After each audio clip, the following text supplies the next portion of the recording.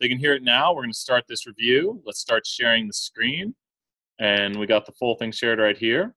And now we go full screen. We go to our studio, and here we are. Okay, I've got tons of data open as per usual. And we are on the screen share. So they should be seeing the screen being shared. Okay.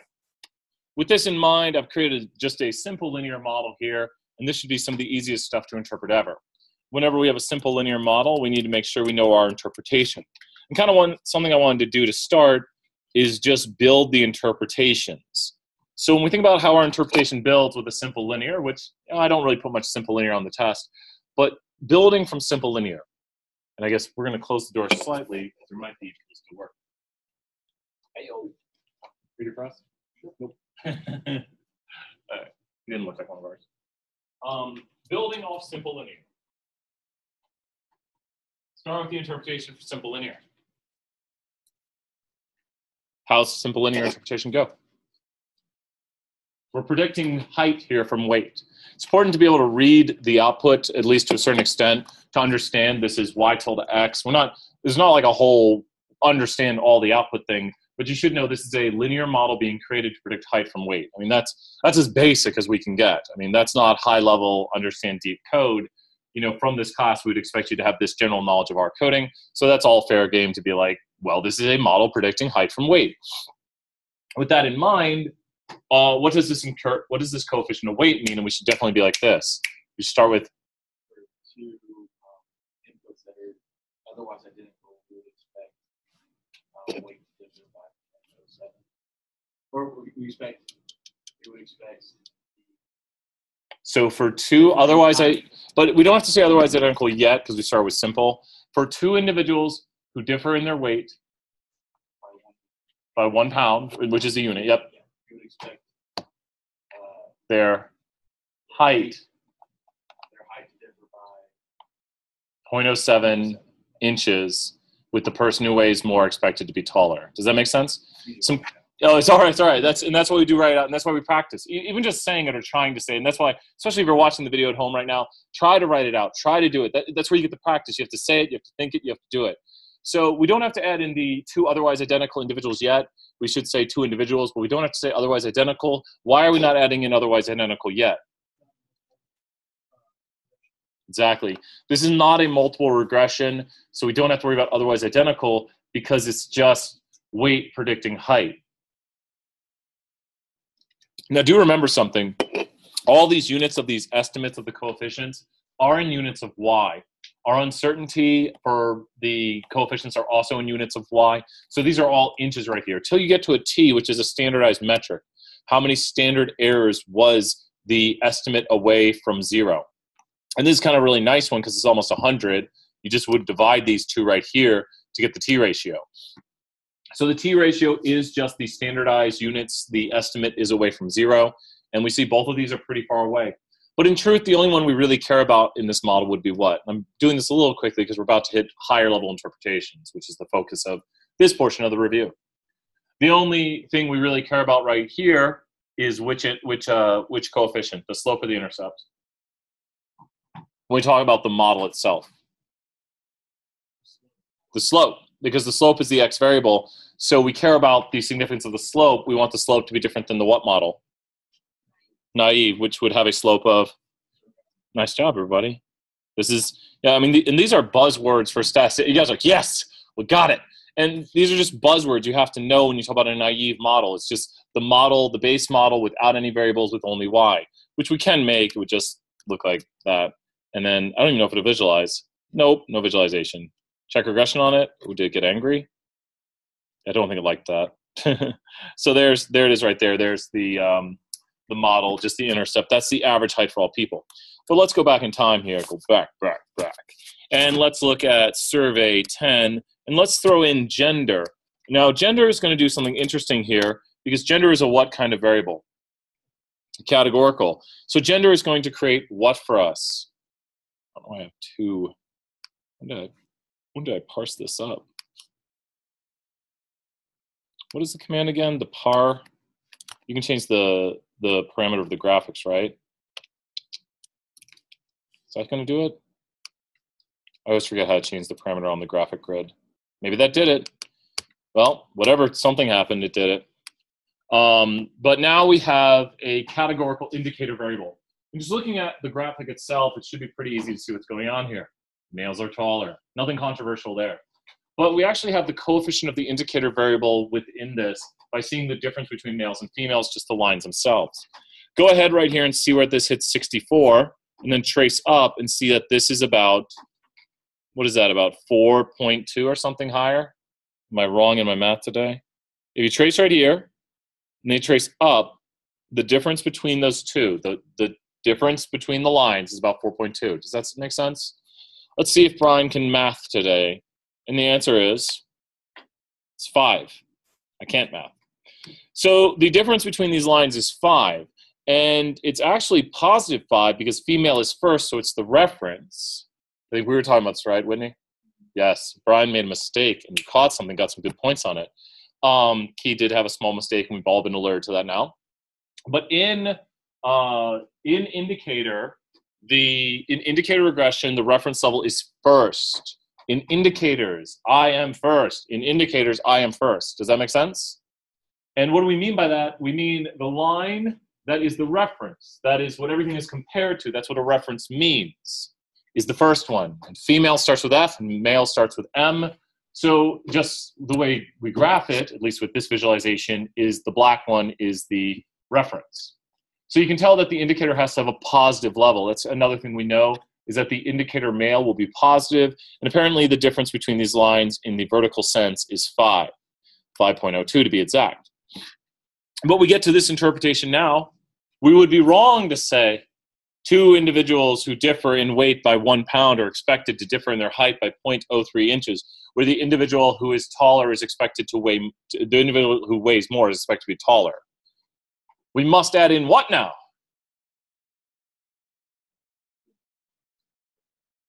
I'll accept that, because then they're otherwise identical, right?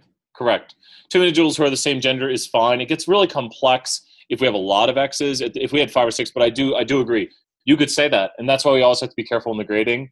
And that's why I look at it and I'm like, yeah, that's right, because it is. They're otherwise identical. They're the same gender. Two individuals who are the same gender. And we oftentimes sum that up by just saying two individuals who are otherwise identical. And the otherwise identical is a must. It is a must for multiple.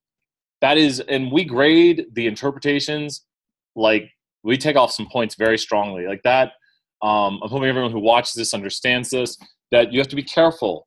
Are you interpreting a simple? Are you interpreting a multiple? Are you interpreting an indicator? Are you interpreting an interaction? Are you interpreting a logistic?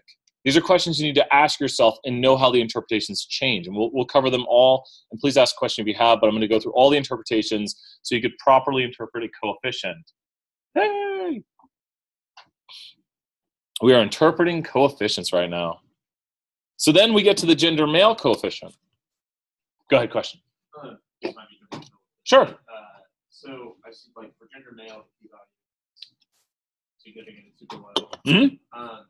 Yeah. Does that mean that it would be the same for gender female, or is there... So gender female has no p-value. It also has no coefficient. What it is that the variable gender is actually the difference between males and females. So the difference between males and females after accounting for other variation is statistically significant. It's not that gender male is statistically significant, it's that gender male's difference from gender female is statistically significant. Does that make sense? So this is not like males are significant, there's a significant difference between males and females. And so gender itself is significant because there's only 2 levels to it, i.e. 1 indicator. Now, if we wanted to see how different all the other levels were, and if the reduction in sums of squares by creating these additional lines was statistically significant, if we had a multiple level, more than 3 or more, I see it in the notes, 2 or 3 or more. So if there's 2, you can just look at the p-value right there. But if there's 3 or more, you must run, Harris is going to tell us this one, if there's 3 or more, you must run a what? If there's 3 or more levels, you must run a, to see if the variable is significant. It has 3 or more levels. Drop 1, which is the partial F, which is done via an ANOVA. All those are fine answers because partial 1 is partial 1. Oh, my brain's still foggy. Drop 1 is the command, and it's the idea of dropping 1 in and out of the model. Like you're wrapping back up whatever the variable is. If it is like setting, we had the urban setting with the rural and the suburban. So if you wrap them all up and drop them out of the model, that's what the drop 1 is doing. It's taking everything and dropping it out and looking at the reduction in sums of squares. We'll hit other topics too. I like this because we should see how they coincide. Because we don't need a drop 1 here because the idea of gender is encapsulated in one variable. So just having this one variable, removing it in and out, it does statistically significantly explain the variation, or the variation, the sums of squares significantly reduced. It does a good job of explaining with the other variables in the model. Does that make sense? And we get to the point of a multiple regression here, because we've hit upon this now. In a multiple regression, it's not if the variable itself is good. It's if the variable is good after accounting for the variation the other variables have explained. So both of these, and it makes sense to me that if you want to predict someone's height, well, if you ask them their weight, that'll help you, right? Someone says, I'm 80 pounds. That probably rules out 6 foot and above, right? Doesn't have to, but you're probably not that tall of a person. And then if they say they're male or female, that'll also change the setting too. There's just, you're 150 and you're male. Okay, then you might have an idea. If you're 150 female, you might have an idea. It just changes your idea of what they probably are, what's their height. And we see both of those things change the view and give good information, even with the other information already accounted for. And that's the key in the multiple, is to be significant in the multiple, you must give additional information after accounting for the information from the other ones. The wreck just knocked my brain around. How long can I use that in as excuse? This is the last day. But let's interpret that gender male coefficient right there. The gender male coefficient is what? And how do we interpret it? 2 individuals.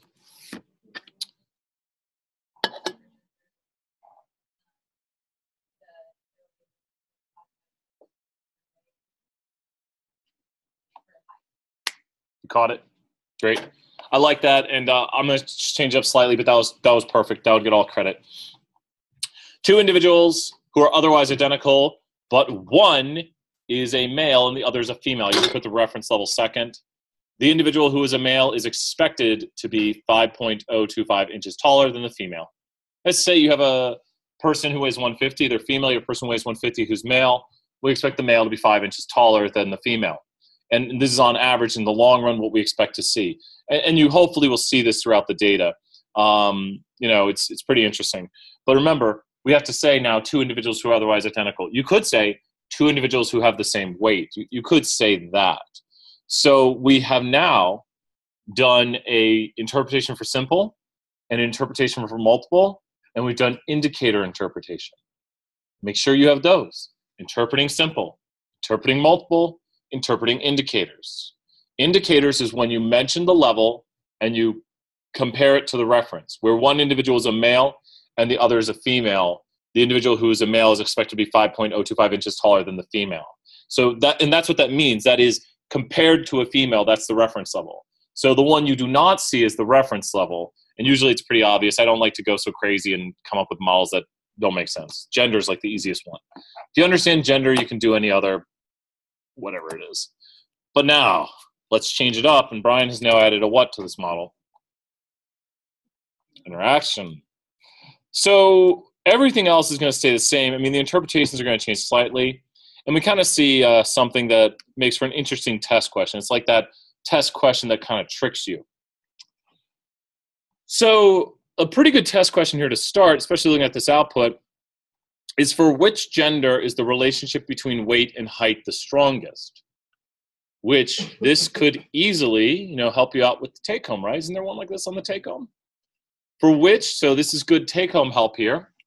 For which gender is the relationship between weight and height the strongest?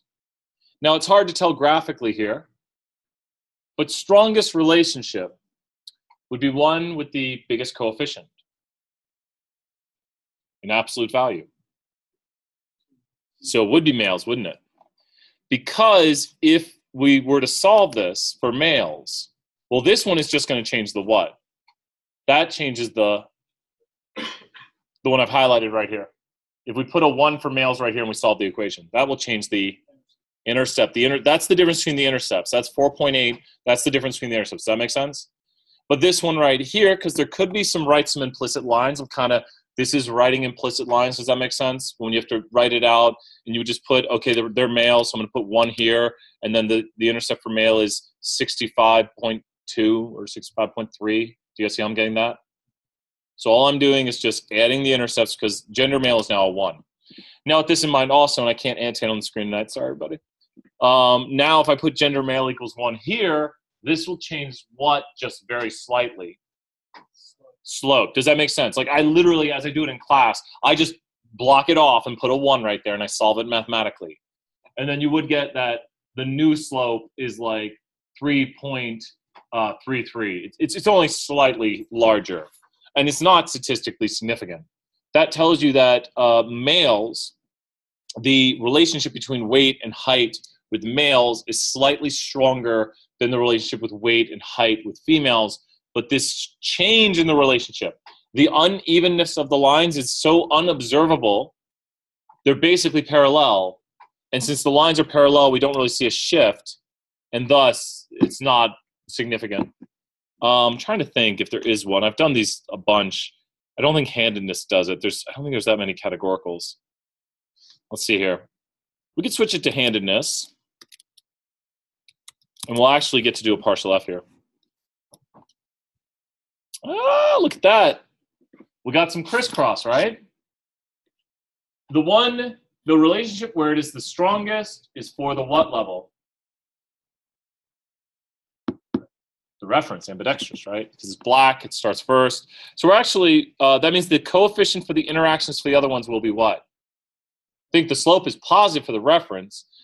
They'll be negative. So we actually figured out, we understood that the coefficients for the interactions are negatives. Does that make sense? Because this is the strongest, these other ones go down, so they have weaker slopes. So we were able to understand before we even made the output that the coefficient for the interactions changing the slope, because the interaction changes the slope of this, and thus it was negative because it made it weaker. Each of those lines have a lower slope. Now the intercepts appear to be higher, so don't worry about the intercepts though. It's just if you have your line and you move it, it's going to change the intercept. We don't really care about the intercept. The strength of the relationship is probably what we talk about here. Not statistically significant, but that's all right. Just kind of a theory question. Go ahead. What if the lines are negative? If you get that, especially on the take-home, the strongest relationship is the most, like a strength of relationship you can kind of analyze by how sloped the line is. So we also in logistic talk about how steep the sigmoidal curve is. If you think back to that homework, we're like which has a stronger relationship. I think one of them is kind of flattish and the other one's like pfft. And so in sigmoidal curves, the steeper the relationship, the change over point is what we care about. In regression, it's how steep the line is. So more negative or more positive coefficient of slope. So once again, right here, we cannot tell if that interaction term is significant. Even though both of these are not significant, we did have a example in the slides where it was.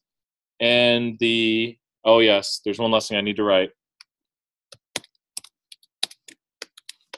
Nope. Is it testicles? It is testicles. Okay, got it. Not for this one, because that chi-squared is the one you were just doing for the logistic. Yep. The test equals F is an ANOVA test. So if you're doing the two-factor yes/no, two probability classification, that's what I was trying to say, two classifications, then it is chi-squared for the test. And but I don't even know if we'll do it with chi-squared. That'd be a good question. What will it do if I do this? Might get mad. I'll get basically the same value. But since we're doing this with an ANOVA, we'll probably do it with the ANOVA right here. Once again, the F is very small, which makes the p-value very large. That's a little bit of a review right there. But the biggest thing we've been doing is interpreting these interactions. Now, to interpret these interactions right here, we could say something like, and we've gone through all the interpretations so far for those who came in who want to go back and watch the first part of the video, which is interpretations. To interpret the handedness left, who can do that? There's a review now, how to interpret handedness left as an indicator variable. It's kind of weird one, I can't believe this. It's not statistically significant, but it's pretty funny. Two individuals who are otherwise identical, but one person is, start with the indicator, left-handed. The person who's left-handed.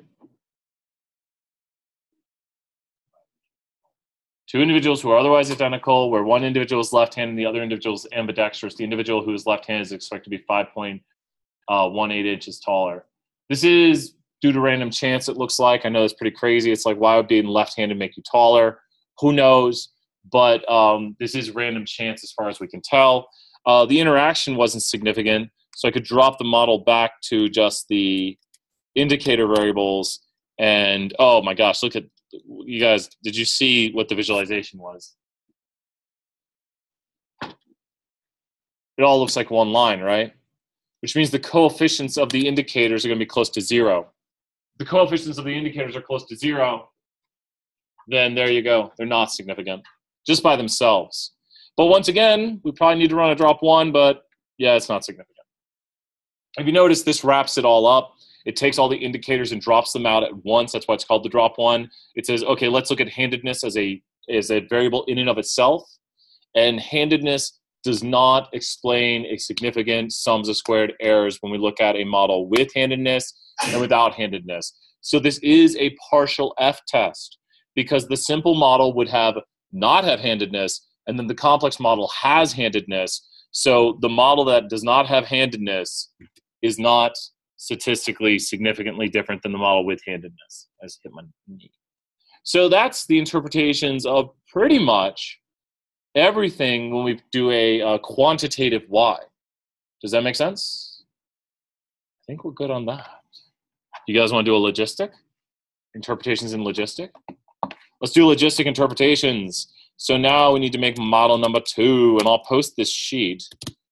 So model number 2, GLM, and GLM, what are we going to pick? Well, we could do gender. Let's go nice and easy tonight.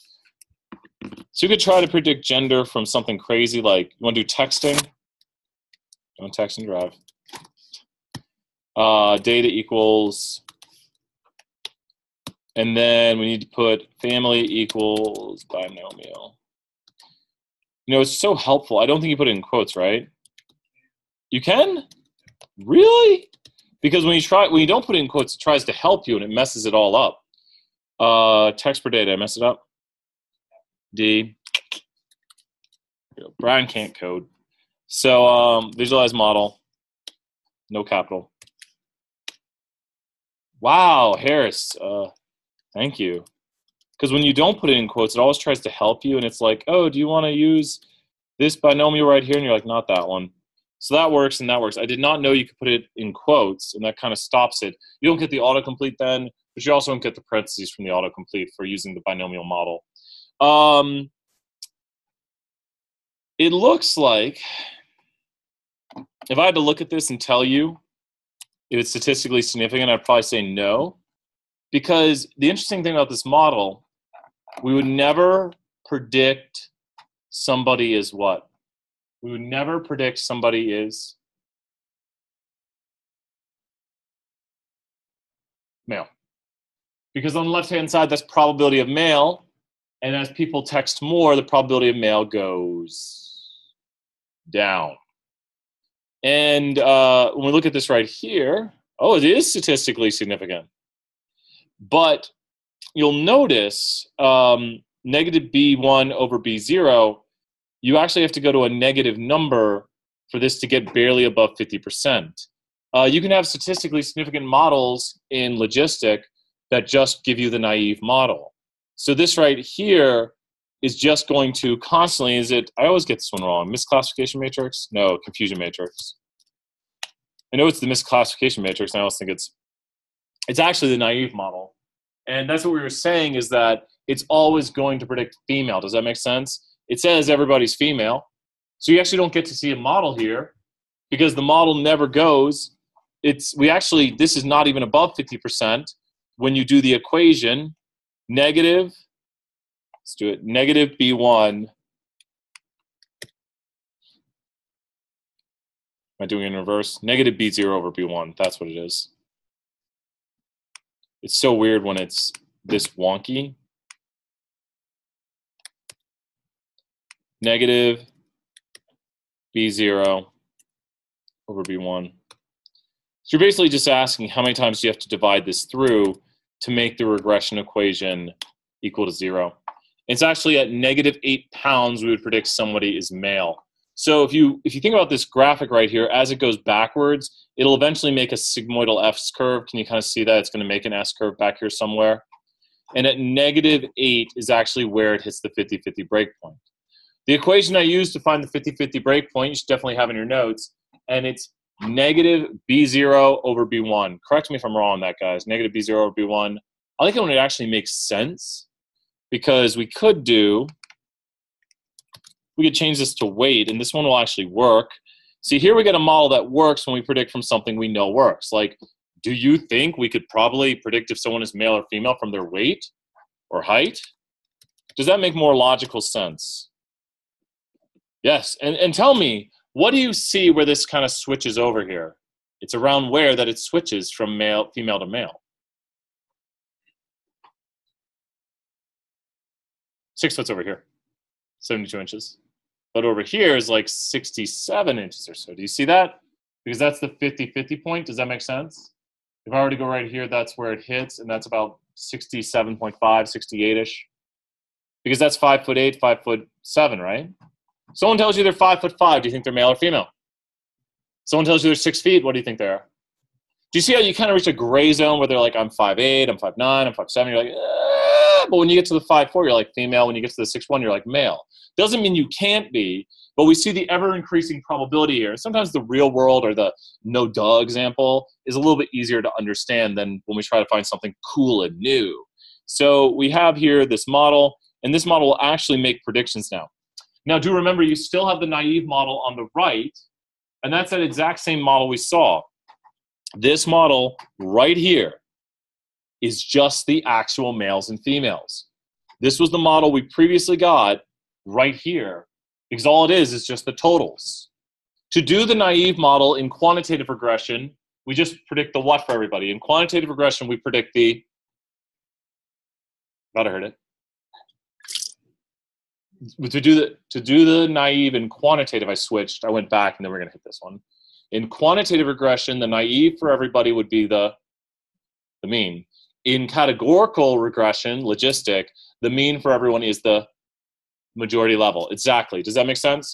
Because most people are female. What do you think? Just go out and talk to a UT student. They're probably female. And most people are 5'9". If we were to predict height, you go out and talk to a student, you probably think they're 5'9". I gave you no X's. I didn't say, well, this person's blah, blah, blah, blah, blah. I just said, predict this. And you say, well, what are most people? What's the average, or what group are most people in? So you'd either predict the majority for the naive via categorical logistic regression, or you predict the mean via quantitative regression. So that can all be done right here. And when we look at this right here, we see that our model misclassifies how many people.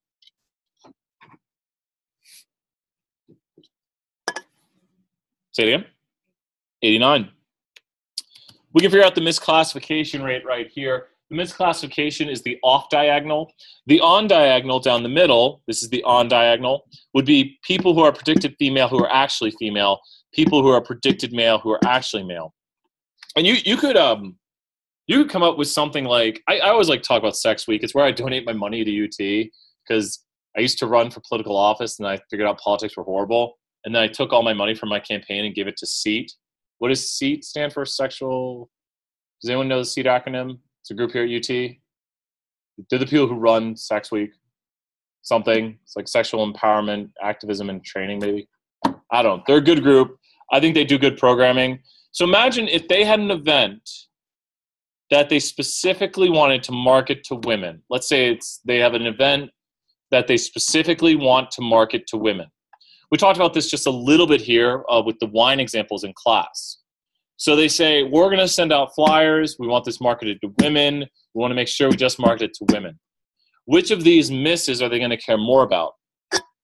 Even I have to pause it. Yes. Because that would, if they only want to send these flyers to women for some reason, I don't know, whatever, they're just saying, we want these flyers to go to women. We really want that to happen. They're going to care more about those misses there. They're going to, these 39 here are what we would call lost opportunities. Because if they predict that they're male, what are they going to do? Not going to send it. But these would be a loss for them or something they don't want. So actually sometimes, and this is a very nuanced thing that you never know what's going to be on the test, sometimes we try to, push our model towards one type of misclassification. We talked about, I think I might have mentioned this example. I've given multiple examples so many times. But if you were to have a $20 flyer, or let's just call this, not $20, let's call this a 20-cent flyer. And this 20-cent flyer is to sell insurance to people. If you sell an insurance policy to someone, you probably make a couple $100, right? So you have a 20-cent flyer that you're going to send out to prospective buyers. If you think about this, you would have the two types of errors. One, you send it to somebody and they do what? Would that be an error? The error would be if they don't, because you're hopefully predicting, I send this to you because I think you're going to buy, right? So if you send it to someone and they don't buy, how much money are you out? 20 cents, right? Because you probably did it mass printing or something, you got 20 cents. But you have the other type of error where you what? You don't send it to someone who would buy. And how much does that cost you? A couple $100, right? So you have to watch with your models. It's like, where's my loss? Like, how much does each one of these cost me? So there's literally a cost-benefit analysis that comes into play where people won't care if they flood their models. Sometimes we call them type 1, type 2 errors. Like, we predict someone's going to buy and they don't because maybe we need evidence they're going to buy. It just depends on how you define your type 1, type 2. You say, well, that cost me 20 cents, but a false negative where I predict they're not going to buy and they would have, that cost me $100. So you might push your model toward type 1s. And frankly, some of those models just come back, just send it to everybody. I've seen that before when people try to make these models. Our model just says send it to everybody. This comes from an example I did with a group about marketing, and it was like, it's to our advantage to just print as many of these as we can and send them all out. So it's pretty funny that sometimes statistics can't help you, but sometimes it can. You just got to be good with it, and you got to know what the data is telling you, because it might be worth it more. Because 20 cents versus $200, that's 1,000. If you send out 1,000 and you're wrong, but one of them's right, you'll make your money back. So we have here the misclassification matrix, and we know how to read it. We also know that there was 89 out of 699 misclassifications. Depending on preferences, we might try to steer in a direction of having certain types of misses. We talked about the party where you might want to make sure you have a good wine. So it'd be worse to have a wine that's predicted good that's actually bad. So there could be a miss in that scenario. It wouldn't be bad to have a wine that's predicted bad but it's actually good, but you wouldn't buy that wine then. But we'd be really afraid to have wines that are predicted good that are actually bad. Yeah. And think about this. If all your wines that are predicted good are actually good, then you'd probably just buy all the good wines, right? You wouldn't buy a wine that's predicted bad that's actually good.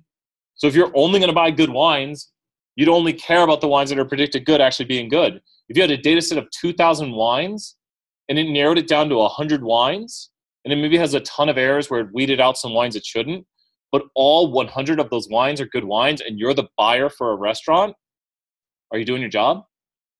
Yeah. Truthfully, you're making a bunch of errors by saying these wines are not good wines, but they actually are. But you never make the error they don't want you to make. They don't want you to buy a wine you think is good that is actually bad.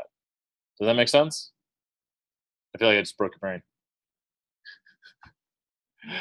So it's all right. Okay. Let's go back to logistic and let's interpret this coefficient.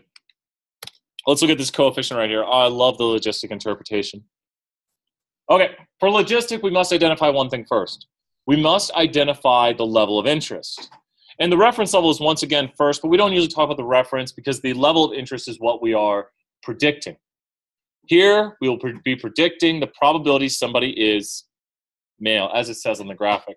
If it wasn't said, we would just know that male is last alphabetical, and thus we would be predicting male, because in logistic, it's last, the one we are predicting. So with this in mind right here, interpret the coefficient. Now, this is a simple logistic, so it's nice and easy.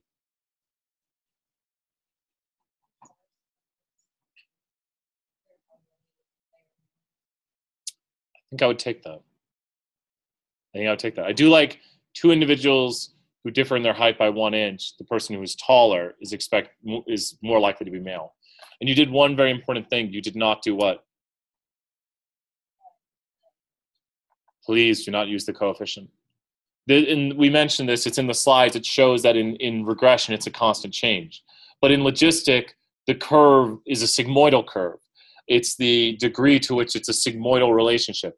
The higher the sigmoidal number, or the higher the estimate of the coefficient for the x, the steeper the sigmoidal curve. So if that was like 2 or 3, the curve would just be much more steep. So with this in mind, two individuals who differ in their height by 1 unit, the individual who is taller is more likely to be male. And that makes perfect sense with our world. Hey, this is the taller person. They're more likely to be male. Question. I thought it was a question. Go ahead. I can sense it. At the very end? Yes. Yes. Yeah. Yeah. Instead of what you said. I still like the two individuals. Try to keep to that. Like my suggestion, especially with all of us grading it, Grant and I'll be grading it. If you feel like there's a problem with your grade, come and talk to us. Like, sometimes people are like, whoa, I made a 95. And sometimes, whoa, I made a 65. It varies. But I think the test is very fair. So I'm definitely giving huge hints right now and being like, man, you got to know that interpretation. Because even if you have a cheat sheet, you have to identify what the problem is. You have to be like, okay, this is a logistic. I have to use logistic interpretations. So you have to know what a logistic model is. It's when we predict a categorical variable, which means we're predicting probabilities. So we can switch this example here. We can also check our 50-50 breakpoint. Now that the math's a little bit nicer, it's easy for me to see it is negative B0 over B1. So I can get the 50-50 breakpoint. And if you notice in my last example, the 50-50 breakpoint was impossible. That can happen sometimes. Sometimes, go and look at your 50-50 breakpoint to see if it is logical. This is telling us at the height of 68.432, we'd predict someone is male. Because at that point, the curve is above there. At the height of 68.43, we'd predict female. At this exact number, we would predict a 50-50 shot. And apparently the way it does it is it flips a coin. That's what Dr. Petrie and I found out, because he had problems with people not getting the same answer. But if we were to solve this by hand, which could appear, we need to do EXP. And what we're going to do here is we're going to take EXP raised to the regression equation. What's funny is this is actually the point we're solving, plus 1 plus EXP. So, Brian, you didn't write the regression equation. Well, actually, know that if we were to plug in 68 point, I've been getting calls from insurance companies all day, guys. That car was about to come at me again right there. You never see me jump like that. So, I know I'm mentioning every second, guys, but man, I'll tell you, it just freaks you out. You see it out of the corner of your eyes. So what we have to write this regression equation, turn ringer off. To write this regression equation, we're actually going to go back to the coefficients. And we're going to take the coefficient here, drop it in for the intercept. Then we're going to add in this coefficient right here. And we're going to put it in there. And I don't have the negative intercept. There it is. And I want to point something out that you may have already observed. That if I were to put 68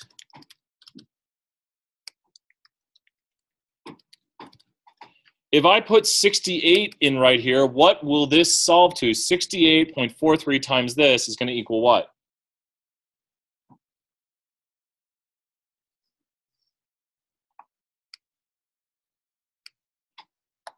Well, let's do this. Watch this.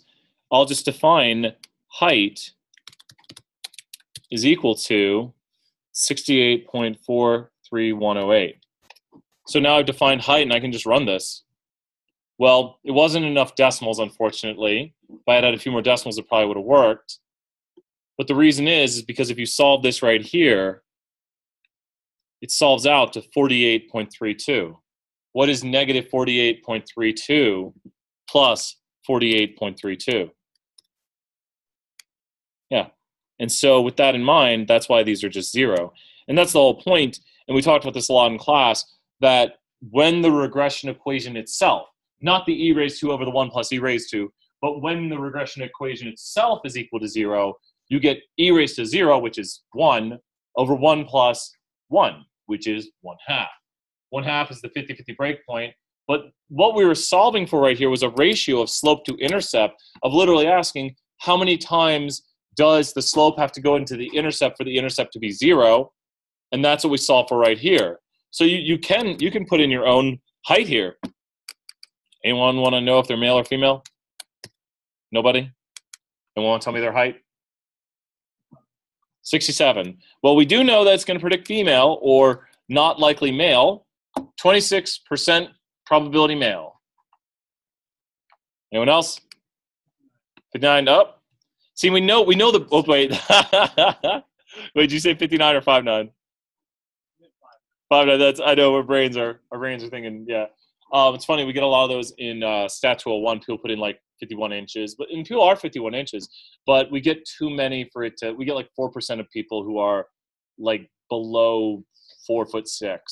We're like, we think you put 5'6", but you put 56, but you meant 5'6". So you can see the probabilities. Brian is 75 inches tall. I think you're taller than me, right? How tall are you? 70. You're 6'5"? You're like definitely male. No, but if you notice, the probabilities are changing. We're now actually solving it for the probability, and all we're doing is just going up this curve right here, and the probability would be traced over. So all we're doing is just taking different points on the curve. Does that make sense? As I solve this equation here, which can be solved by hand or in the calculator, you are just plugging in e raised to and solving the equation. So this right here with height saved as this value is literally this equation below. With more decimal places carried, it would be 0.50. And that is what we found is the 50-50 breakpoint on this curve, which is, and I should hover because they can't see if I do that, it's right about, what is it right there? 68.3, yeah, it's right about there-ish. So that is, remember, two individuals who differ in height by 1 inch. The individual who is taller is more likely to be male. And I never said that coefficient. Since the coefficient is positive, the curve is sigmoidal up, which means it increases the probability. Since the coefficient is positive, the curve is sigmoidal up. If the coefficient was negative, the curve would be sigmoidal down. And I was actually learning how to change all that stuff where you can change the reference and stuff. Found a bunch of cool code online. Let's now add in to our logistic model. Let's add in handedness, because why not?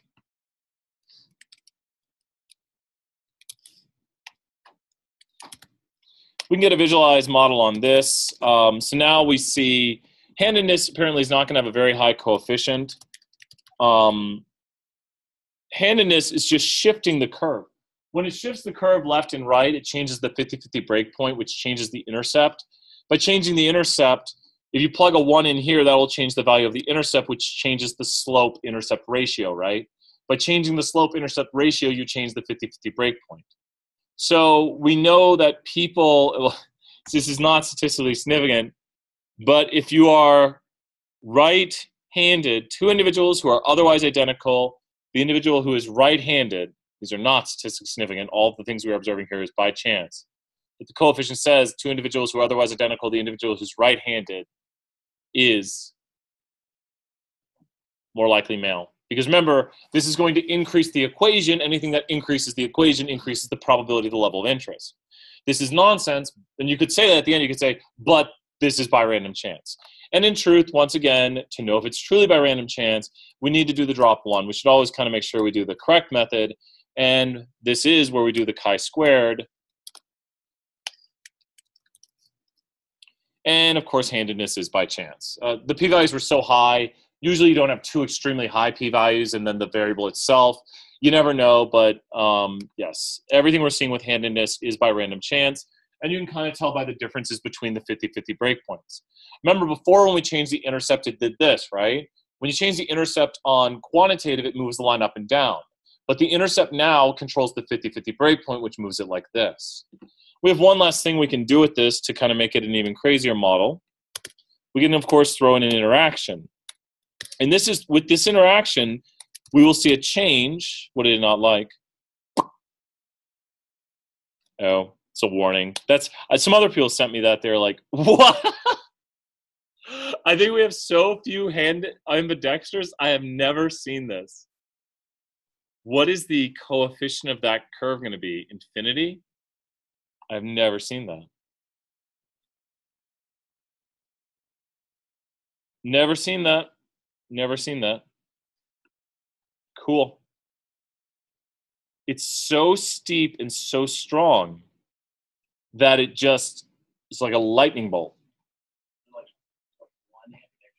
I think so. We can check this very quickly. We can just go table, survey. It always helps to know the basics.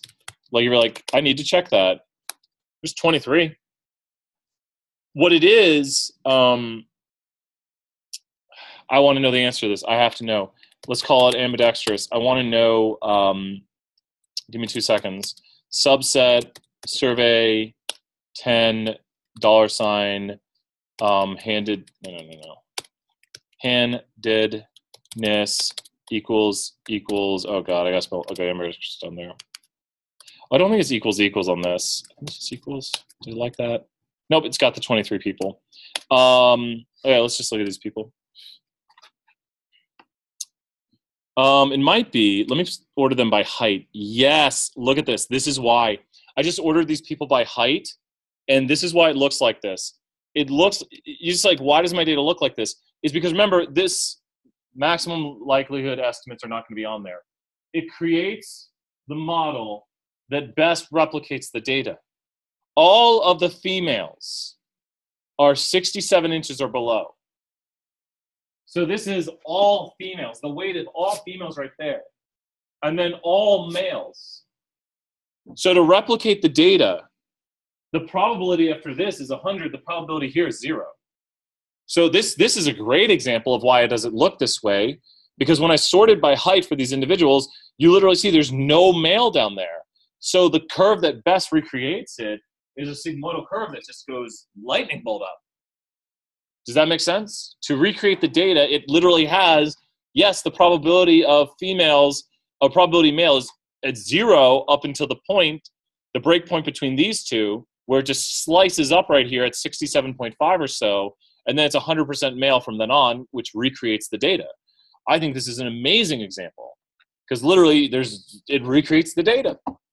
It perfectly recreates it. That's actually the best. So and that's probably just like we keep talking about the break there. So that's really cool. Usually we don't see something weird like that, and it's like, why did that occur? And it's not because there's few. And you know what? If there are few, that it's probably more likely. But there's a strong relationship between height and gender. But with 23 observations, that's so weird that no male was shorter than a female, or no female was taller than a male with 23 observations.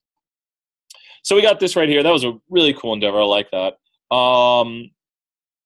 This is why I love statistics, guys, because it's all about asking questions like, why did that occur? You're like, I don't know. Let me look. But this whole change in wait. Which of these relationships is the strongest? For what level is the relationship the strongest here? Oh, come on. Ambidextrous. That is nothing stronger than straight up. I mean, that is the pinnacle of strength. So yes, the strongest relationship here. But does any of it matter? I just ran that question. I just asked that question. Does any of it matter? No, because what we're observing here is bingo. Everything we're observing here is not statistically significant. The difference in strength is most likely random chance. Including the interaction term, which allows for the differences in strength, does not significantly reduce the sums of squared error. We're not doing a better job with this model than we would if we didn't have this variable in.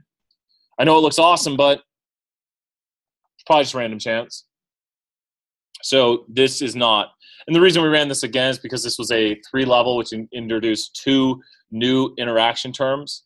A 3-level indicator interacting with a quantitative will have to interact across both of them, both the indicators. So you have to create this right here. We have 2 indicators.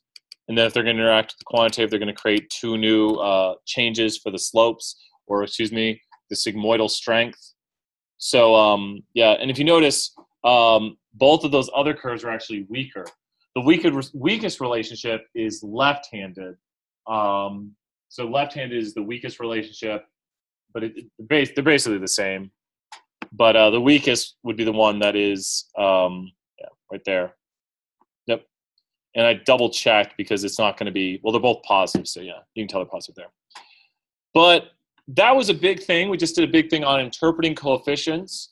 And we definitely mentioned a lot of how to write the models, how to write your equations. Anytime, if something says solve for people who are left-handed, what would you do to do the math here? If it said solve the implicit line for left-handed people, I like Brian's method of if you have output, go to left-handed right here and put in a what? Go to right-handed, you'll put in a left-handed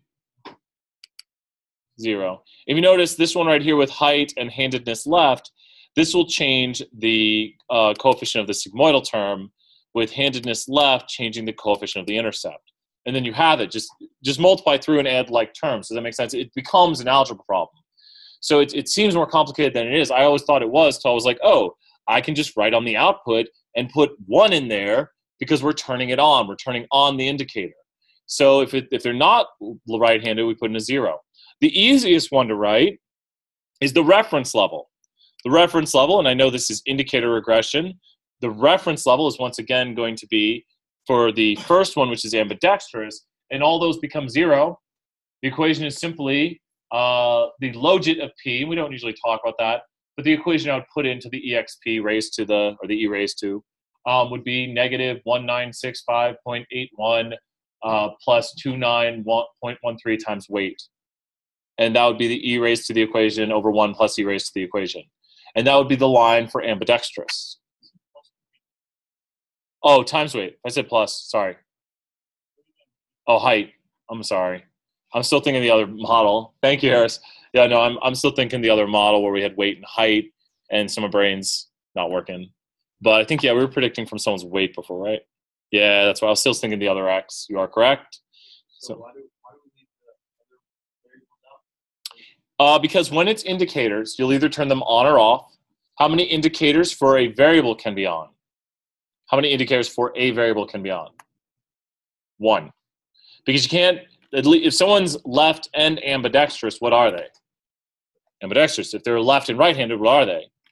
Ambidextrous. So we only let people be in one group, and if they say they're in both groups, then we make a both category usually. So if someone's like, I'm a freshman and sophomore, you're like, well, then we'll make a freshman sophomore category for you. Or you just say, how many hours do you have? And they say 31. You say, okay, you're sophomore.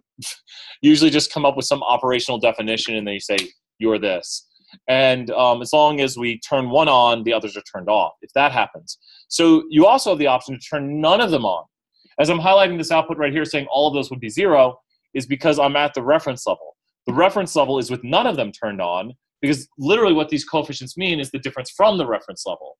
So if we're at the reference level, we plug in a 0 for all the indicators, and of course the interactions can be turned on too. Like this person who's ambidextrous is not left-handed, not right-handed, not left-handed, not right-handed. 0, 0, 0, 0. So 0 times anything is 0. 0 times anything is 0. It all zeroes out. Does that make sense? As soon as you plug in a 0 for handedness left, height becomes 0. Like 0 times height, 0. 0 times negative 28.46, 0. And so this whole line becomes 0 if they're not left-handed. That only impacts left-handed people and changes the sigmoidal relationship for left-handed people. So, go ahead. I'd be able to write out equations. That's a very good thing. Yeah, so we can write out that e raised to the negative 19, like if they're left-handed. Left-handed? Yeah. Oh, yeah, let's do it. E raised to negative 19.65.81 So you would, yeah. We can take the intercept, and then we need to add this to the intercept. And then we add to this also, we've got height. I'll just call it H. And then they're left-handed, right? Yeah. Left-handed. And actually, we can just, because this is negative this. And so we need to add these like terms together right here. So we can highlight code right here and take this. And do you see I just put the like terms together? So that's the intercept now. And then I'm going to remove the H's so I can highlight them and combine them. So this is the coefficients for the heights. And that's when I add the two together. Were you multiplying the 29.1 times height? But the thing is 29.13 times height minus 28.46 times height. If you look at this, the difference between this number and this one right here is 0.67 positive. Does that make sense? Do you see these two numbers right here? So this number and this number have a difference of 0.67 positive because I'm just adding the like terms because this becomes, when handedness left is 1, this becomes height times negative 0.2846. And then this is still height times 29.13. And then I just add the two together, or rather subtract, and I get this equation here. Does that make sense? And then I ignore, since it's handedness left, I ignore this, because that's 0. I ignore this, because that's 0. Does that make sense? Yeah, so just, Hmm? like I'm just trying to Sure. just visualize it. So height and this left, you're actually already have that as 1. So you just multiply height. You're not like that. That's why you can combine them. When this handedness left becomes 1, then all you have here is 1920.70. And where does that go? Because it's not got a term next to it. That will go to if you just have 1920.70, that goes to it's got no term next to it, the intercept. Does that make sense? But then these down here, like when this becomes 1, 1 times anything is just that. So it's literally just height then with this. So then that goes to the slope, or the height term, which is the sigmoidal relationship. So that changes the height coefficient. Does that make sense? Yeah. So it's literally just add like terms. And I do highly suggest just cross it out, put a 1, put a 0, and just cross out the output that doesn't work. So it's just like write your output, be able to solve, and be able to be like, okay, can I write this line? Because it's just algebra. That's all it is. Does that make sense? It's putting in the 1s and the 0s, just making sure it solves out. Let's do it. Do it? You put that into EXP. Yep. This needs to go to EXP. All this would drop right here. Because this right here, if you notice, once again, if we solve this ratio, I'm just going to grab these two numbers. We're going to get something very close to 67 again. So I'm just taking the ratio of negative B1 over the intercept. Negative B1, oh yeah, I can't speak today. Negative B0 over the slope, B1. And this gives me about 67 again, which is the 50-50 breakpoint. And if you have a graphic, you should always compare it to the graphic and say, okay, does handedness left, which is the red line, switch over to being male at about 67? And the answer is yes. So that is the 50-50 breakpoint right there, because that's when the regression equation would solve to 0. Any number, like if I put in 70 inches right here, will solve to a positive number here.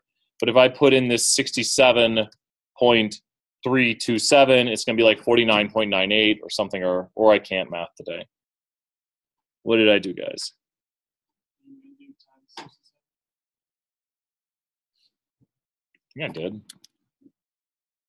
What did I write? I don't know what I did. Oh, I know what it is. My brain's breaking, guys. It's that the equation itself is solving out to something negative right now. If the equation itself I thought I was in the EX still, which I wasn't even before. If I am in the equation itself, if it solves out negative, solves out for not the level of interest. If it solves out to 0, it solves out to the 50-50 breakpoint. If it solves out positive, and this is just the equation itself, then it solves for the level of interest. But when you take all of this, so if I were to drop this into the EXP, and I drop this in right here, and I do 1 over 1 plus, and that solves out for what I was looking for. I was looking for 0.4998 because I was still thinking about the probability in my head. I wasn't thinking what the equation would solve to. When the equation solves to 0, it's a 50-50 breakpoint, but I can change this equation now and just make it a little bit bigger, and now it's going to give me above 50% because I'm above the 50-50 breakpoint. So it's just understanding what the equation is doing, and that the regression equation itself is giving you the logit, which is not what we want. Because we're not saying this person has a 0 probability. We're actually saying we're at the 50-50 breakpoint when we solve the equation. To get the actual probability, it is e raised to the regression equation over 1 plus e raised to the regression equation. Very simple right there. And that's how you get the probability out of it. You can put that on your cheat sheet. You don't need to memorize it. I mean, it's just e raised to over 1 plus e raised to. It's not that bad. But we do allow that. And so this is actually using it to solve it right here. So that's some great stuff. Okay, let's look at some R part.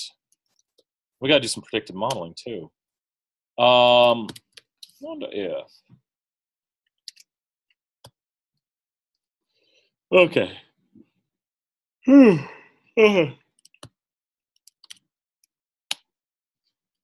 Data equals. Let's see if we can make a better model here to pick someone's gender. So let's save our R part.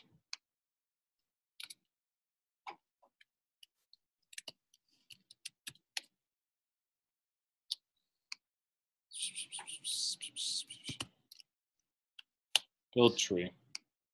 Build tree. No. We need to build tree. That's what we need first. Let me take this. Do we want a random seed? Sure. Seed equals 320. Okay. We don't want to build. Okay, here we go. Cool. Well, that was nice and easy. Is that really all we got out of it? Interesting. So the tree it's going to suggest for us, and there's no stopping rule that could actually make this tree split further. To predict somebody's gender, what we have with this tree right here is, I'm still using survey 10, right? Okay, good. Our tree was, wow, that's such a difference. Oh, we're doing gender. So that's a categorical prediction.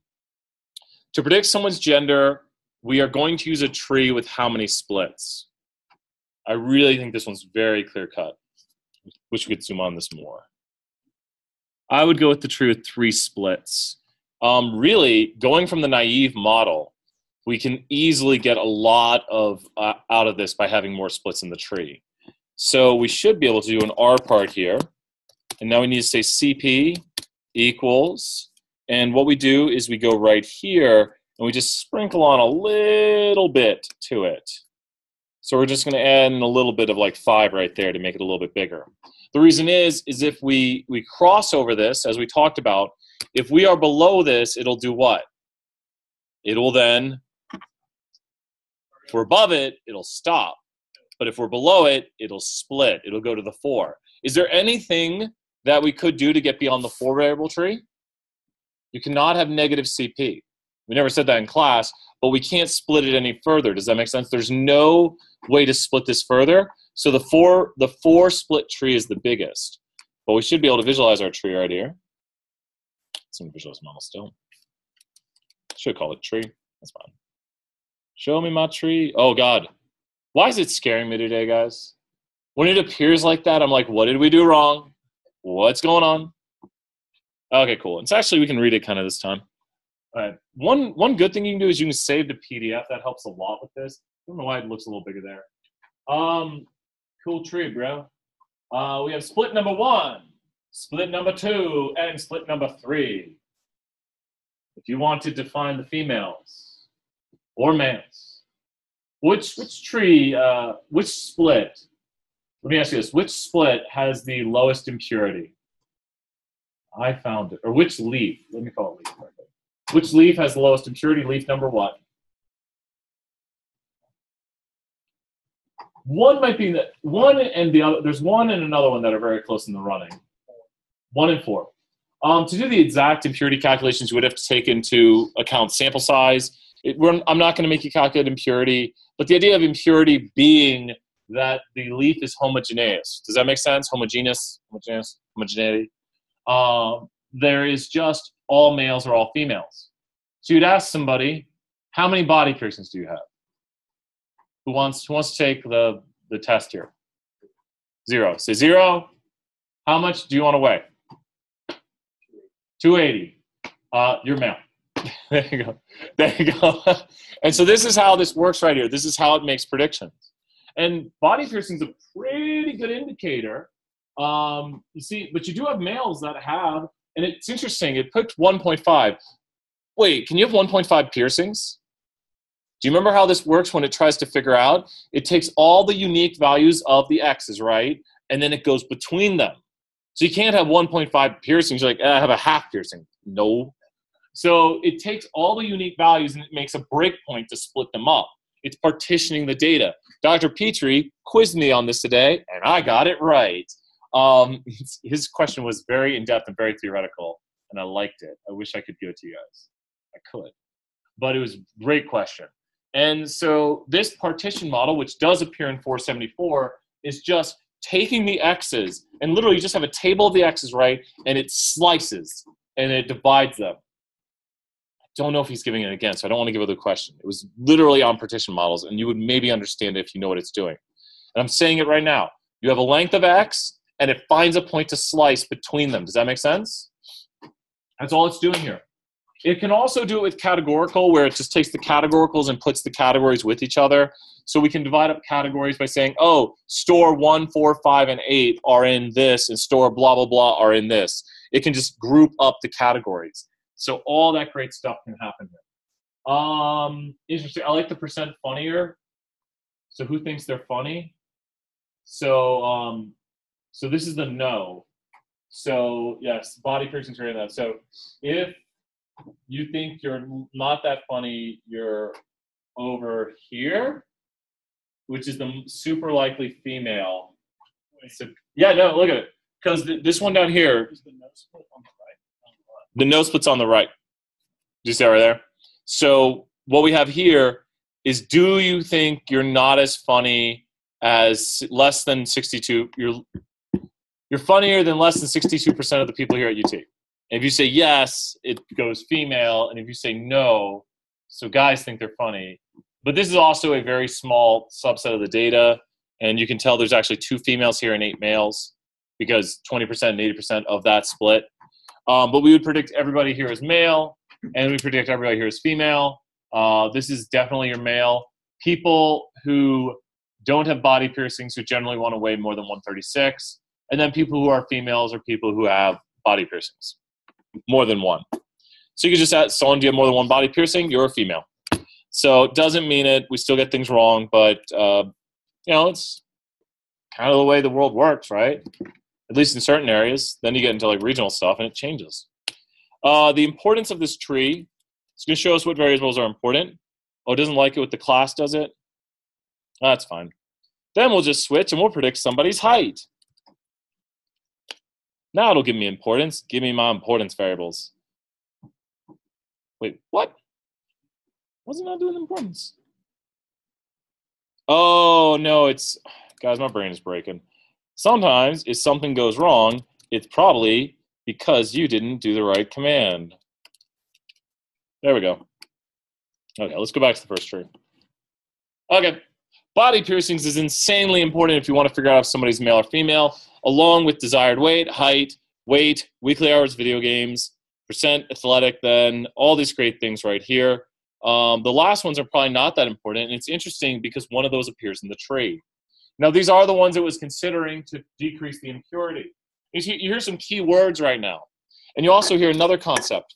When it does a split, it looks through every level of every X for every split. If you remember those slides where it's like, where is it going to split now?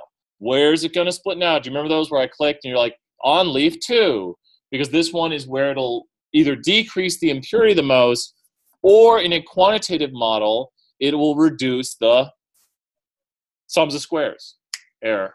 Standard error is uncertainty in a coefficient. Sums of squared error is how much the model makes a mistake, and we want to reduce how much the model makes a mistake. Of course, if we reduce the standard error, then that helps too. But so these right here are the importance for this tree. And we won't make a random forest right here. We could if we wanted, but the interpretation of random forest, you can't visualize a random forest. Random forest is the idea, once again, just going over the theory, which I think is more important, especially for the test. The theory behind a random forest is as follows. You create a whole bunch of trees, and then you split that tree down as far as it goes. And these trees are created from random subsets of the data. Does that make sense? So what do? You take your data and you make random subsets. Sometimes with replication, all different methods, but each tree has different data. Does that make sense? But each tree also has different what's in it. Each tree also has different splits due to different, you can put different data in the tree and different x's. The x's. Does everyone remember that? Different data goes into each tree and different x's. Because if you don't put in different x's, then number of body piercings might always be the top split. And that's going to kind of dictate the remaining structure of the tree. As we talked about some of the advantages and disadvantages of trees, outliers trying to get pushed off to the side. And you can't really have an outlier here because, you're predicting categorical. You can't be an outlier in categorical. So, you might have something with piercings or height or something weird. But if there's just one person who breaks the mold, they're kind of just going to go off on their own path or be sectioned off, and then they're not going to affect the rest of the tree. But they might dictate the structure of the tree a little bit. Like they might cause a first split, which then everyone else is going to, it all depends. And that's why a forest is they're not always going to be in that tree. That person who's a little bit odd, who creates weird structures, is not going to be in that tree. And that variable that they're odd on might not be in a tree also. So you have models that are very unlikely to what? They're not going to memorize the data. They're not going to not work on new data, i.e. they will work on new data most of the time. They're not going to overfit. That was one of the big pluses of trees, that these models do not overfit. Overfitting is, and we'll look at some graphics here for that in a second, because we're kind of transitioning through partitioning model right now. And please ask those partitioning model questions if you have them. But the idea of overfitting, we'll talk about in 474 if you have it with me. Who's got 474 next semester with me? Woo! Yay! Oh, yes! I'm so happy to, if you guys don't, you say hey still. But the idea of overfitting is the bias variance trade-off. I'm already giving you guys a hint for next semester. Bias is how well our model does on data, like the data it was created from. You want your model to do well on the data it was created from, right? But what if it does too well? You've probably overfit.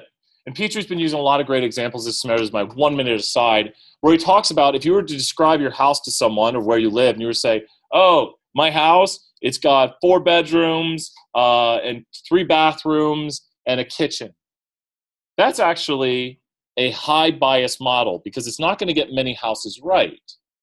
But the variance is very good on that model because does that kind of apply to a lot of houses?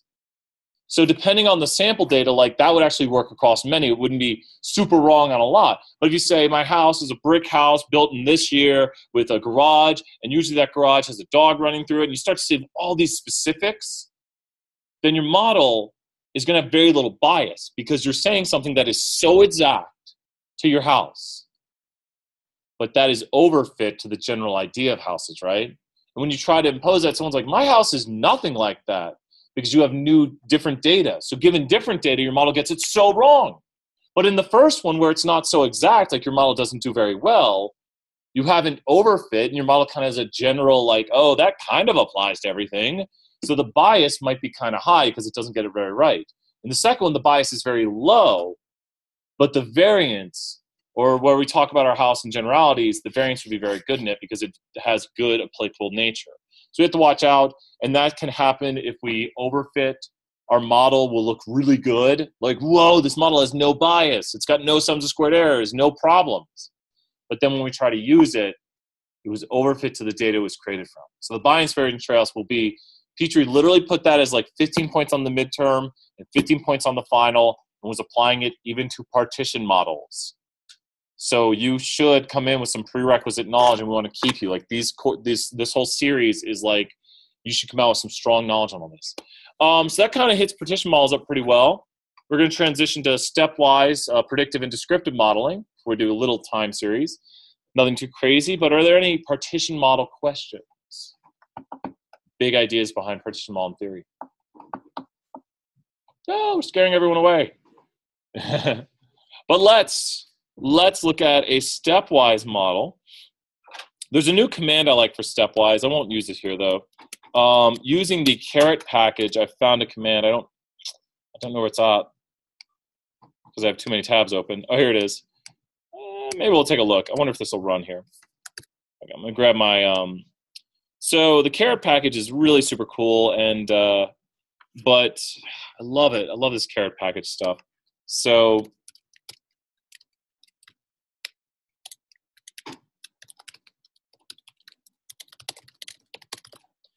you'd have to do installed packages if you don't have caret. It's a regular large package. I'm going to change my data set over to survey 11, survey 10. We're going to predict height right here, and we're going to let it do its thing for a moment. If it runs, if it likes me. Amazing. So this is a step model here. I think it's using a both method because why would you not use both? You don't even have to build your naive and your full. Now the naive is the lower bound of a step model, correct? The naive is often the lower bound. It doesn't have to be, but the naive is a model with no variables in it. We'll just let this run as we do our thing. Amazing. I love this command. Caret package is, have you seen caret much, Harris? Oh, caret is, it's how people used to win Kaggles before neural nets became the amazing. I think caret has neural nets. What am I saying? It's got everything. We do it in 474. And I think machine learning even has more on neural nets. If you get good at neural nets and you can build a lot of them and build them well, it's how you win stuff and how you do stuff and how you get very good and get hired at like, oh, I build advanced neural nets with 3 hidden layers. And they're like, okay, show us. And you're like, here. And you just run some code and they're like, there it is. There's your data. So just give me some data. I'll run it. Just give me a shot. Companies will probably let you do that, or they'll probably make you sign something depending on what data it is.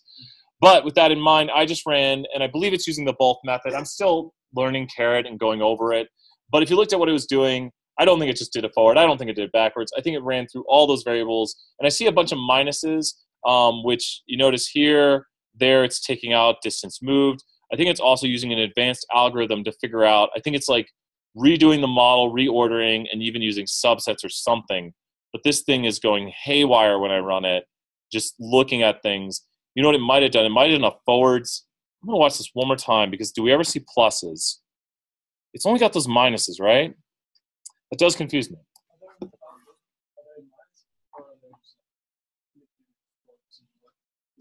Oh, like what it's considering?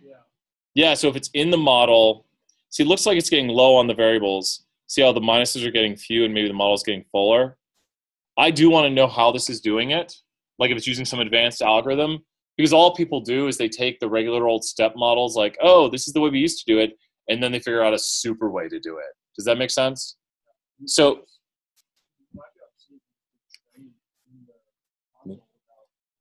well, train is a very, very big command. The method right here is many, many, many.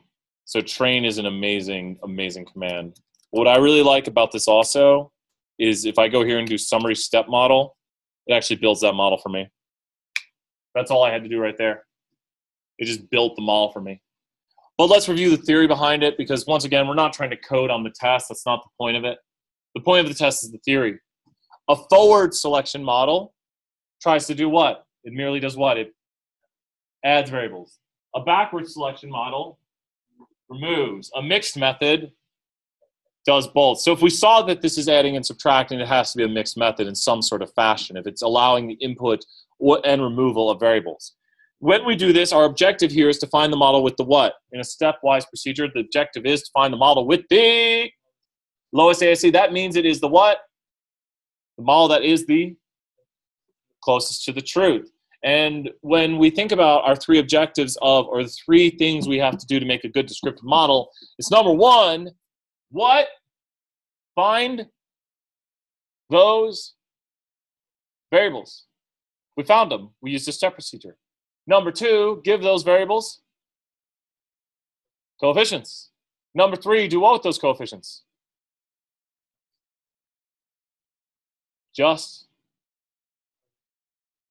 We find the variables, we give them coefficients, and we interpret them.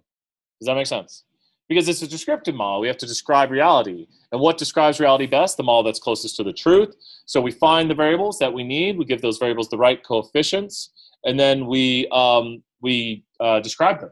Now I see that percent more attractive than is not statistically significant. Should I remove it? Yes or no? The answer is nope. Well, the answer is no, because that'll change the what if I remove it. The model, thus changing the what of the model. The AIC.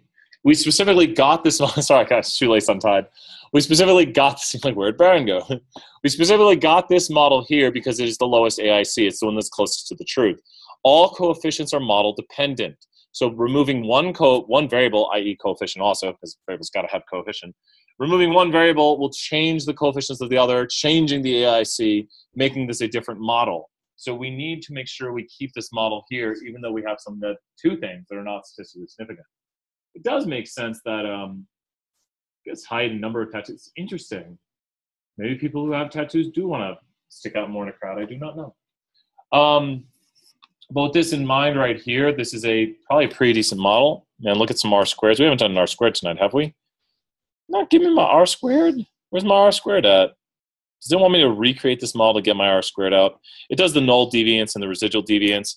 I guess, the residual deviance, if I am correct in my thinking, I would guess that this is the amount unexplained. This is not on the test. So if this is how much we have unexplained, that's how much we have explained in the positive sense. I'm guessing, don't use null deviance. I'm guessing we have an R squared of 65.16. That makes sense to me. If it says null deviance, it's how much deviance we have if we have no variables, right? And then residual deviance is how much deviance we have unexplained with our model, because that's residual. So just going off of what I know, deviance is things that aren't good, and null is what we would have with no variables. So I wish it just did a ratio and it gave me the R squared, but it didn't. The degrees of freedom come from, so this is 699 sample size, I believe. So if you just have an intercept eats up 1 degree of freedom, and this model thus has 7 variables in it. 1, 2, 3, 4, 5, 6, 7.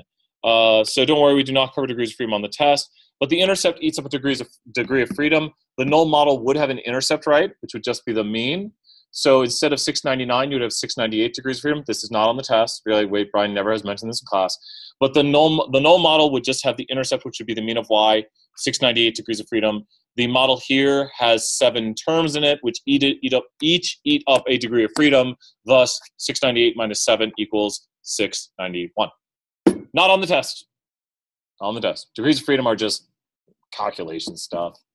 We don't really worry about that. No one's ever going to say, interpret your degrees of freedom. We'll say, what is the R squared? What's the RMSE train? What's the RMSE holdout? Which is an amazing question for us.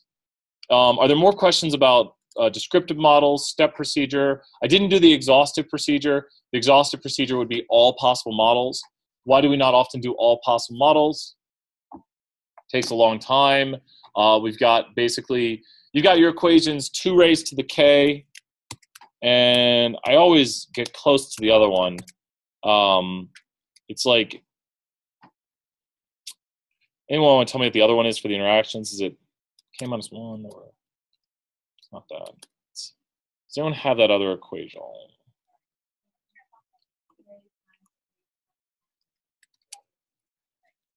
Over what is it?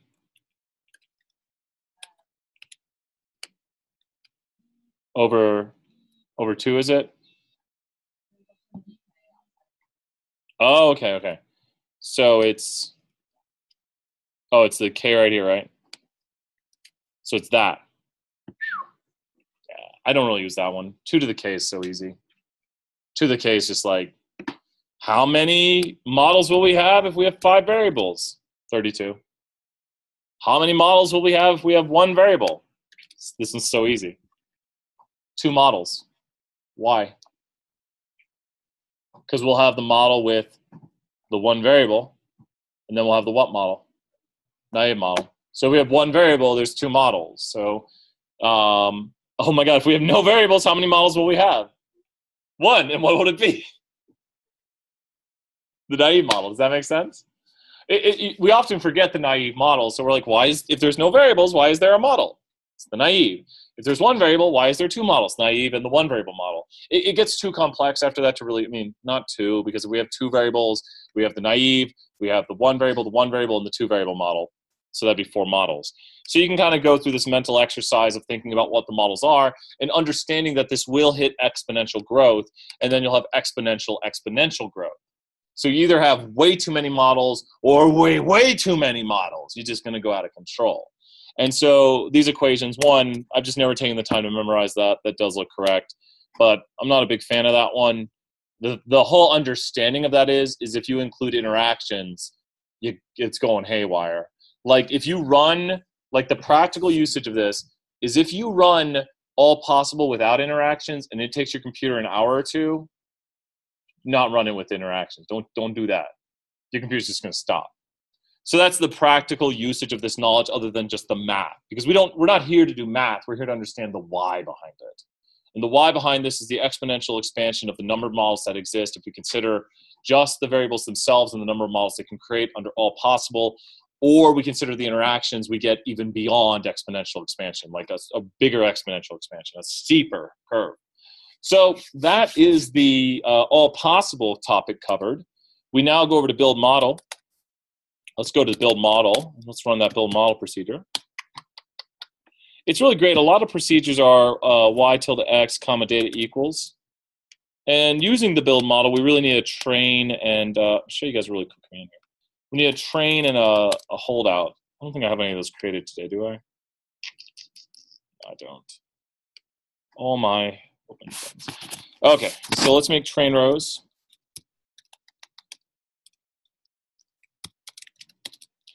And we need to go into survey 10.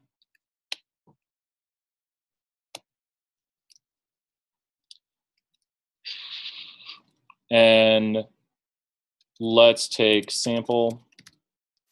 And what I'm going to do, because we'll be ending here in a moment, I will be posting tonight a video on time series.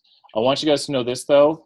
If you were there, actually, frankly, I really just even think the lecture we had, I'm not going crazy on the time series stuff, guys. I want you to know that. Does that make sense? Is that a sigh of relief? I'm not going crazy on the time series. The video we did, the lecture we had, is good knowledge on it. It's not crazy. There was no big assignment on it. The hardest thing on time series is the take home. That's the hardest thing on the time series, which I beg of you, please, and if anyone's been doing this, I'll even let you confirm, you cannot poly a categorical variable. Have you guys found that already? You cannot poly a categorical variable because what is cat squared? Doesn't make sense. You cannot poly a categorical variable. I beg of you to not poly a categorical variable and use the slides for the notes. Do you have a question? Yeah, go ahead. Given a poly in like a linear model, can you then add the categorical variable to it? Yes, you can do the poly of the linear and then plus the categorical. That's what you should be doing. That is some great advice from Harris. For those who watch the video and hear it, you can do the poly of a quantitative variable and then add to it something else, like poly term, not giving away things, but people do generally have a harder time with that one. So, yep, that'll work. So that poly height plus gender, that would work. A poly height, comma 2, end parentheses, plus gender, then that's fine. It's not going to do a poly of gender there. It's gonna be just fine. So I'm gonna end here. We'll just do this last bit output because my ride is here. So good stuff. Brain is breaking. Okay, we need train data.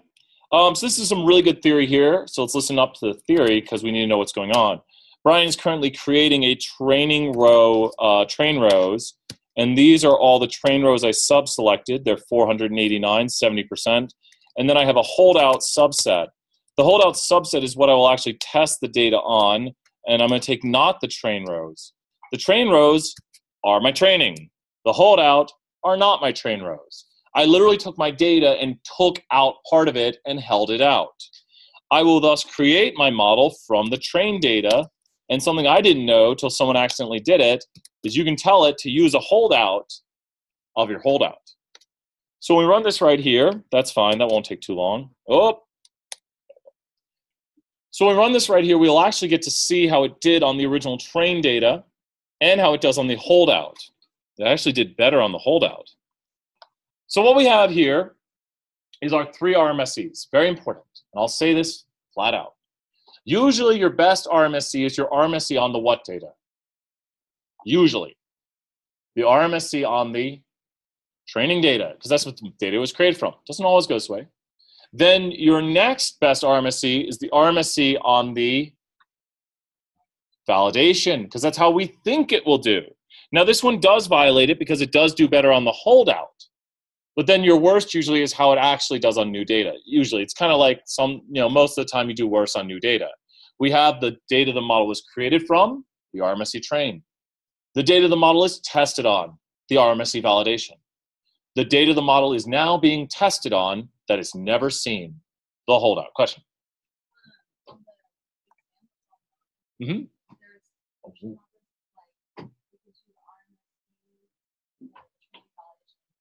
The table? Yeah. And says, how would you pick your model? Yeah, so you choose it on validation.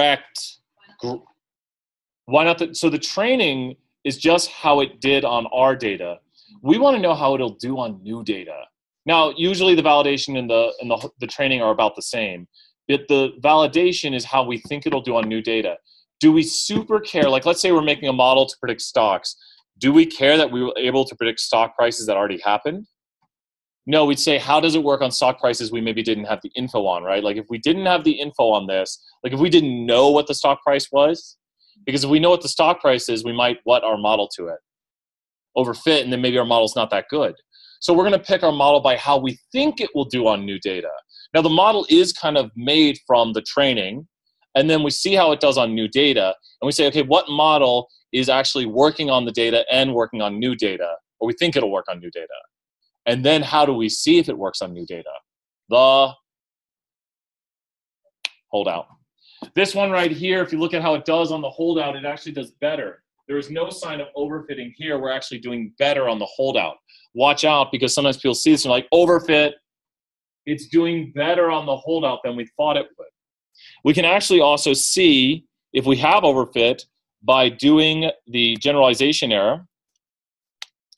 And we can see, no, wait. What am I doing wrong? All come a holdout? Oh, what am I doing?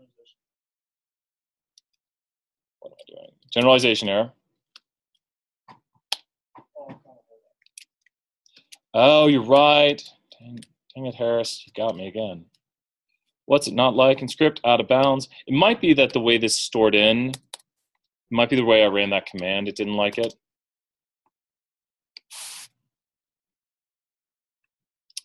Brian forgot a command for a moment. It's saying script out of bounds. Why do my models not like me today? It is generalization error, right? My commands usually run.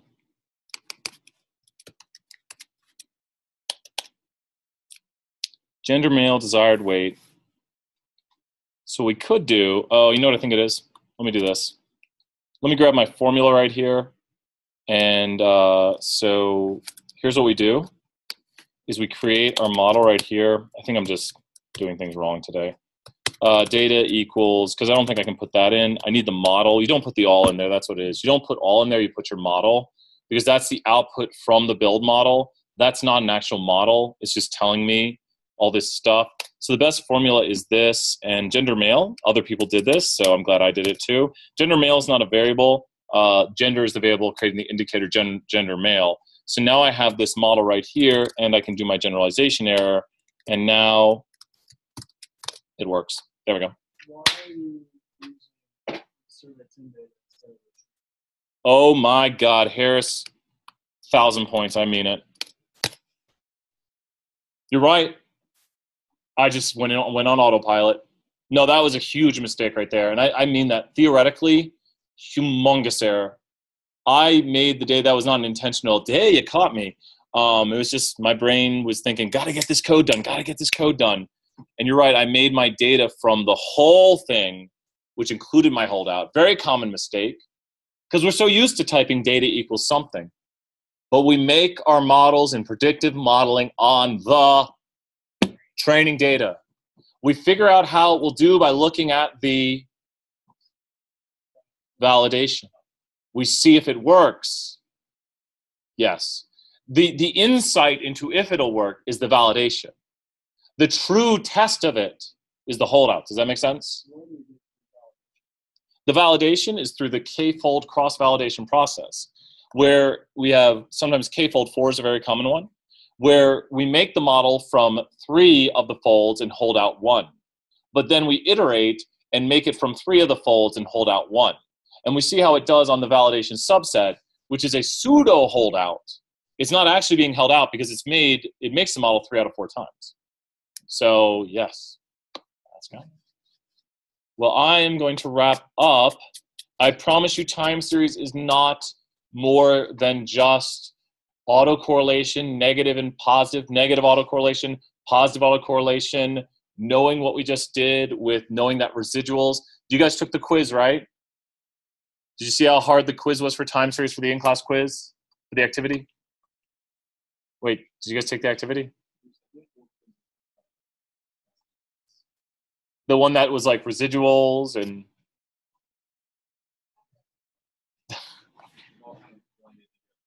I thought there was a question here. Go ahead.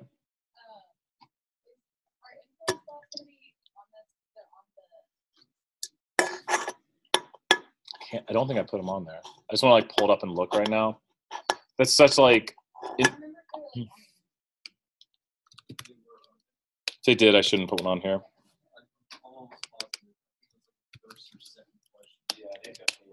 They were, then I really shouldn't put one on here.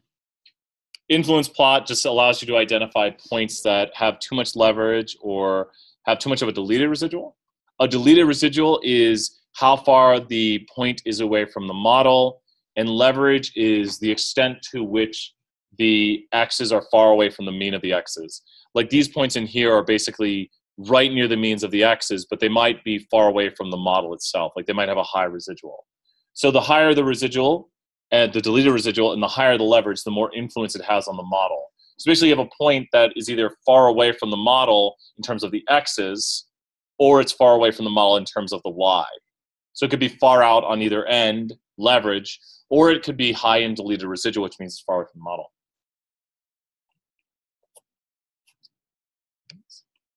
All right.